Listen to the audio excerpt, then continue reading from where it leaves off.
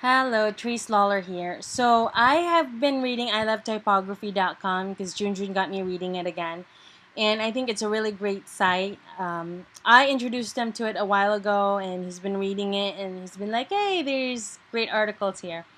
So here's a few of my favorites. Well, I'm just going to tell you the links.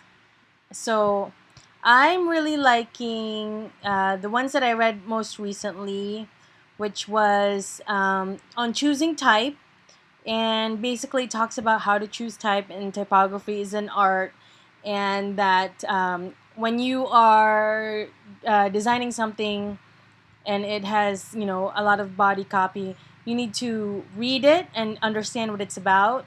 And also I did some reading about where is it? It's about the first title pages, um, and talks about title pages in the past, and one of the first decorative title pages. And I realized that I just sort of take it for granted that there's title pages in books, and there's pretty illustrations and things like that. In the past, there was not, and when it started to be more illustrated, that was a big deal. And so I get to learn all about that kind of stuff. What I really like learning about is type history, so typography history, which is there's a lot of on I Love Typography. I learned some of it when I was in school, but not to this detailed,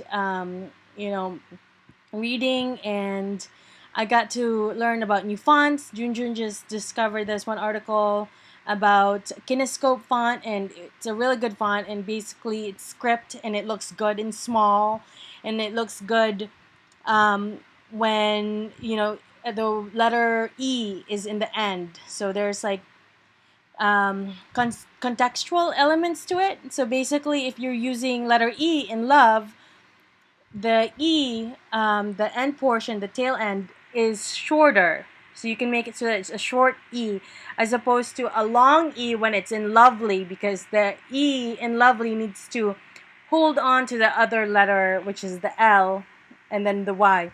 So that was really fun to read about. I highly suggest taking a look at that site, even if you're not that interested in typography, because a lot of people love graphic design, but not so much typography because it's kind of boring.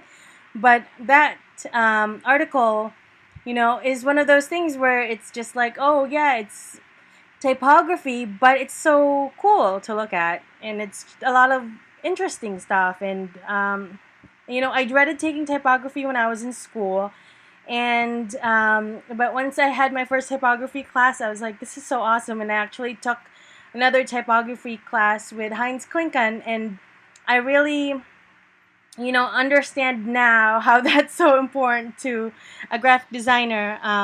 And I just like to read about the latest and greatest with type. It's just got all these like cool fonts. I was reading about Brim. Junjun had found this Brim font article, and it was beautiful. And I actually ended up printing it out and then putting the little pictures on my wall right here.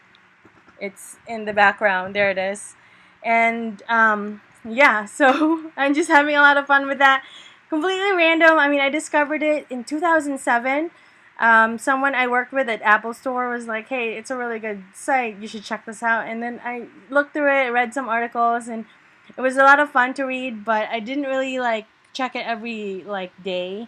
Now I do, to like get all these new articles, because back then it was just starting. I think it was pretty new, and then now it's gotten like really really good. And I was reading this article about Zap, the maker of Zappino, which is like one of my favorite fonts. So yeah, I just had all sorts of fun with it. So yeah, definitely check it out. Thanks for watching. Bye bye.